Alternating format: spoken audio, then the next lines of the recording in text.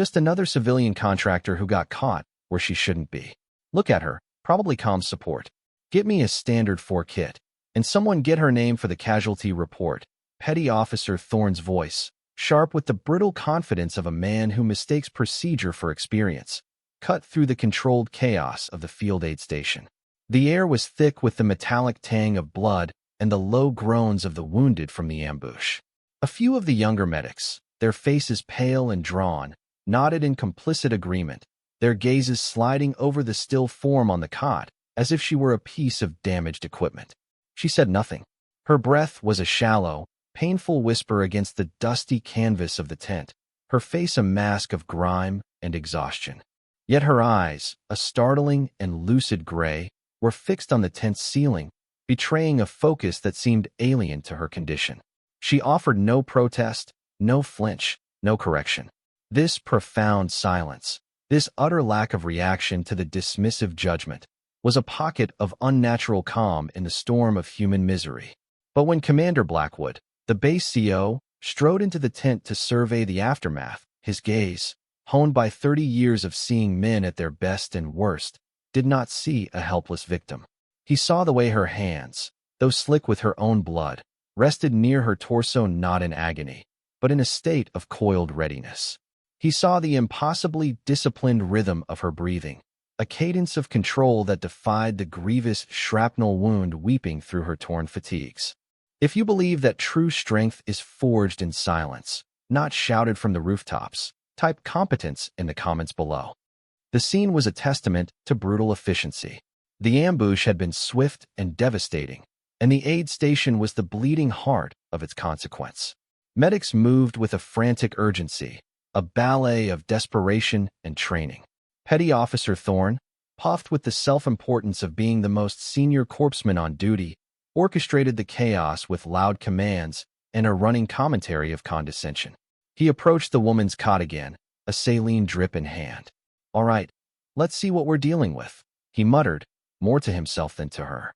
He peeled back the shredded fabric near her hip, his touch clinical but rough. Deep shrapnel, significant bleeding. Probably panicked and ran into it. His assumptions painted a full picture for him, a narrative of a civilian in over her head, another liability in a world of professionals. The woman on the cot remained a statue of endurance. Her gear was unremarkable, standard, non-issue cargo pants and a plain, sweat-soaked shirt. No rank, no insignia, no identifying marks that would challenge Thorne's swift, ignorant verdict. Her silence was a vacuum, which Thorne eagerly filled with his own narrative of her incompetence. He failed to notice the subtle shift of her body, the almost imperceptible repositioning of her weight to alleviate pressure on her diaphragm. He failed to see that her gaze, fixed on the ceiling, was not vacant but was instead tracking the sounds and patterns of the tent, building a complete sensory map of her environment.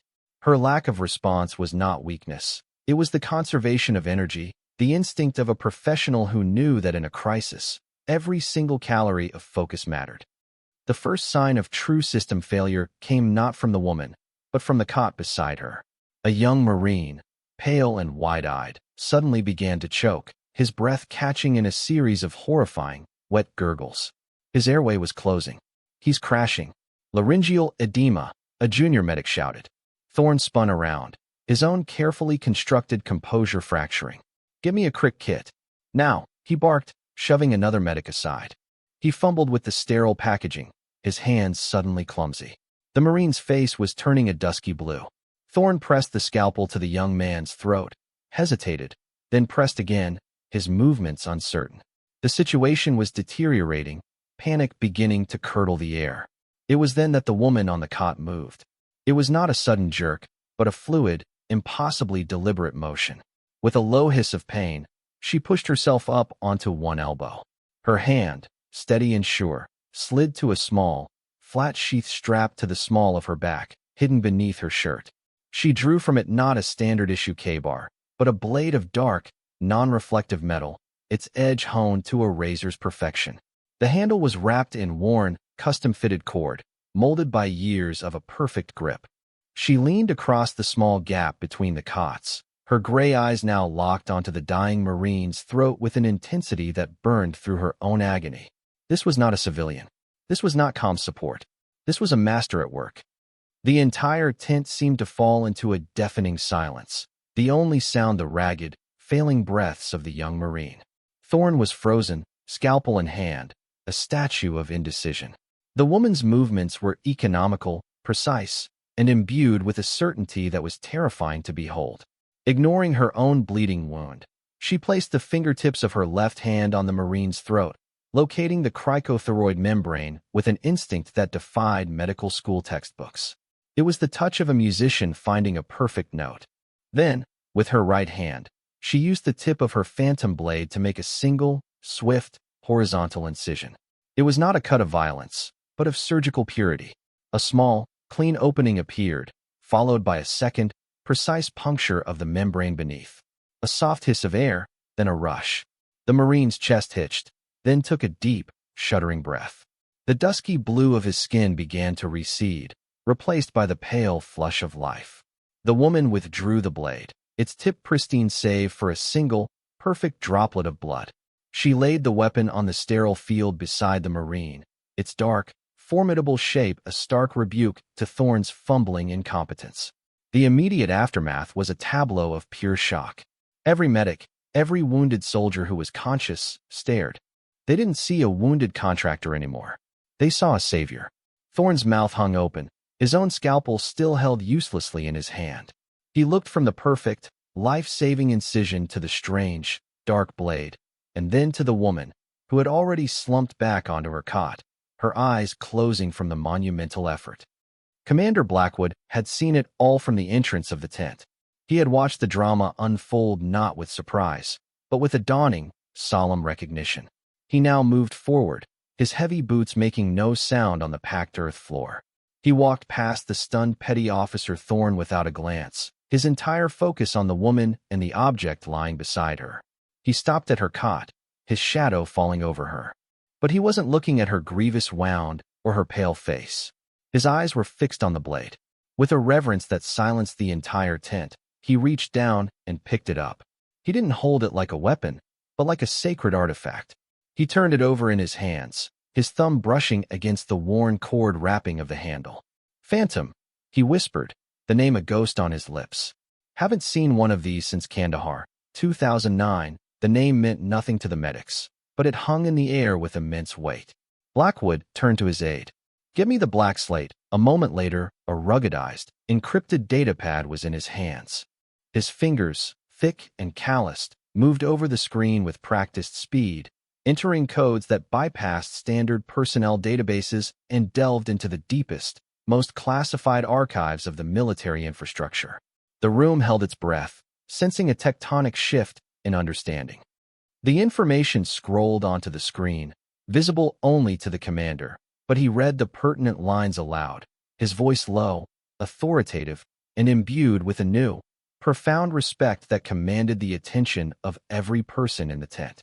Name, redacted. Call sign, Echo. The word echoed in the silence. Unit, Naval Special Warfare Development Group. Task Force Chimera, a collective, silent gasp.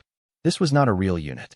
It was a myth, a ghost story told in hushed tones and spec ops bars, a deniable operations group that officially did not exist.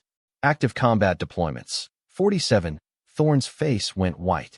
Special qualifications. Special Operations Combat Medic Level 4, Advanced Field Surgeon, Unrestricted Close Quarters Combat Instructor. The list continued, a litany of impossible achievements and skills that belonged to a super soldier, not the quiet woman on the cot. Citations. Blackwood paused, his voice catching for a fraction of a second. Navy Cross with V device for valor. Silver Star. 3 bronze stars. 5 purple hearts. He stopped reading. He looked down at the woman, whose eyes had fluttered open again, meeting his gaze with quiet acknowledgement. Commander Blackwood, a man who had not saluted an officer below the rank of admiral in a decade, stood ramrod straight. He brought his hand up in a crisp, formal salute, a gesture of the highest respect. "Ma'am," he said, his voice thick with emotion. "My apologies for the reception on my base." The story of that moment spread not like wildfire, but like a shockwave. It traveled through the barracks, mess halls, and command posts with the speed of myth. The tale was simple but potent. The quiet, unassuming contractor who had been dismissed as a nobody was, in fact, a living legend, a ghost from the military's most secret corridors. The name, Echo, became a byword for quiet professionalism. The story of Echo's blade became a cautionary tale for the arrogant and a source of inspiration for the diligent. Pilots who flew casualty evacuation missions spoke of her, wondering how many other heroes they had transported without ever knowing it. The mechanics in the motor pool debated the metallurgy of the phantom blade. It was a story that peeled back the veneer of rank and uniform, revealing the bedrock of pure, undeniable competence that lay beneath. The legend wasn't about her classified history or the medals no one would ever see pinned to her chest. It was about the absolute authority of action over words. It was about the moment a life was saved not with loud commands or by-the-book procedures, but with a steady hand, a perfect tool, and a will forged in crucibles no one else could even imagine.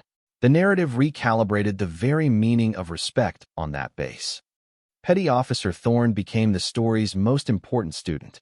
Humbled to his core, he was a man broken down and rebuilt in the span of 5 minutes. Later that day, after Echo had been stabilized by Commander Blackwood's personal surgical team and moved to a private, secure recovery area, Thorne sought her out.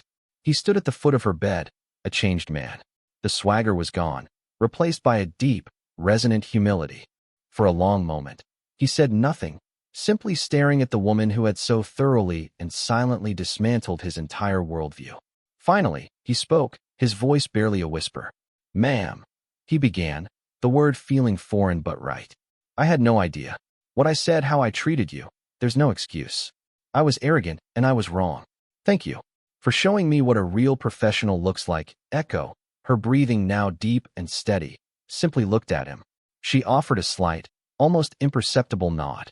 That small gesture of acknowledgement was not forgiveness, but something more profound, a confirmation that his lesson had been learned. He left without another word, carrying the weight of his education with him. From that day forward, Thorne became the most meticulous, compassionate, and humble medic on the base, his actions now defined by the memory of a ghost with a phantom blade. Months later, the forward operating base was a different place. The culture, subtly but permanently, had shifted. The incident in the aid station had become institutional folklore, a foundational story told to every new soldier, Marine, and civilian contractor who arrived. Thorne, now a mentor to the younger medics, never told the story to glorify the mysterious Echo. He used it as a teaching tool about the dangers of assumption. He would hold up a detailed anatomical chart of the human throat. "You see this?" he would ask his students. "Knowledge of this is critical, but respect is more critical. Competence doesn't have a uniform. Courage doesn't have a rank. You will not recognize it by the sound of a voice, but by the steadiness of a hand in a moment of chaos." The legacy of Echo was not a statue or a plaque, but a standard of behavior. It was a quiet, shared understanding that the most dangerous person in the room is often the one you notice least, and that true worth is measured only when everything is on the line. Her legend wasn't written in after-action reports or service records available to the public. It was etched into the conscience of a base, carried in the memory of a humbled medic, and honored in the solemn salute of a wise commander. It became a living legacy, a reminder that the loudest voice in the room is often the emptiest, while true strength, true competence, and true honor reside in the profound and powerful depths of silence.